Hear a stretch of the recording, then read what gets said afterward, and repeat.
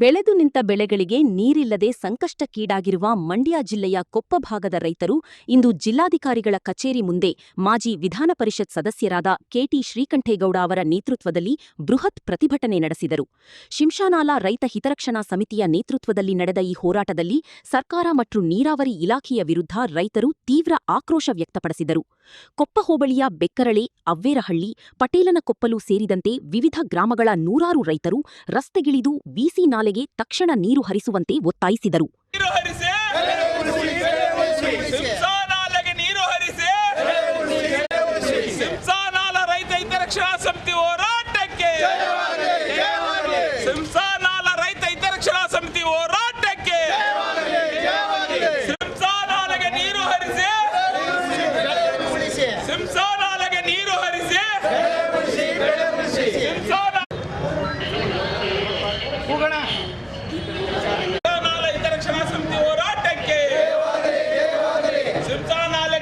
ಕೃಷಿ ಸಚಿವರ ಕ್ಷೇತ್ರದಲ್ಲೇ ಅನ್ನದಾತರು ನೀರಿಗಾಗಿ ಗೋಳಾಡುವಂತಾಗಿದೆ.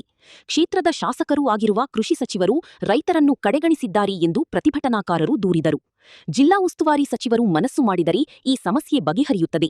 ಆದರೆ ಅವರು ಮೌನವಹಿಸಿರುವುದು ರೈತರ ಕಷ್ಟಕ್ಕೆ ಸ್ಪಂದಿಸುತ್ತಿಲ್ಲ ಎಂಬುದನ್ನು ತೋರಿಸುತ್ತದೆ ಎಂದು ಆಕ್ರೋಶ ಹೊರಹಾಕಿದರು. 6ನೇ ಹಂತದ ಕುಡಿಯುವ ನೀರಿನ ಯೋಜನೆ ಕೈಬಿಡಿ. ಮದ್ದೂರು ಮತ್ತು ಮಳವಳ್ಳಿ ಭಾಗದ ರೈತರಿಗೆ ತೊಂದರೆಯಾಗಲಿರುವ 6ನೇ ಹಂತದ ಯೋಜನೆಯನ್ನು ಸರ್ಕಾರ ಕೂಡಲೇ ಕೈಬಿಡಬೇಕು. ಅದರ ಬದಲಿಗೆ ಮೇಕೆದಾಟು ಯೋಜನೆಯನ್ನು ಜಾರಿಗೆ ತರಲಿ ಎಂದು ರೈತರು ಆಗ್ರಹಿಸಿದರು. ನಿಮ್ಮ ಶಿಂಷಾನಾಲಾ ಹಿತರಕ್ಷಣಾ ಸಮಿತಿಯ ಅಡಿಯಲ್ಲಿ ಶಿಂಷಾ ಭಾಗದ ಅಚ್ಚುಕಟ್ಟುದಾರರ ಒಂದು ಹೋರಾಟ ನಡೆದಿದೆ. ಕಳೆದ 40-50 ವರ್ಷಗಳಿಂದ ನಿರಂತರವಾಗಿ ಶಿಂಷಾ ಅಚ್ಚುಕಟ್ಟುದಾರರಿಗೆ ಬೇಸಿಗೆ ಬೆಳೆಯೂ ಕೂಡ ಅತ್ಯಂತ ಸಮರ್ಪಕವಾಗಿ ಪೂರೈಕೆ ಆಗ್ತಾಯಿತ್ತು.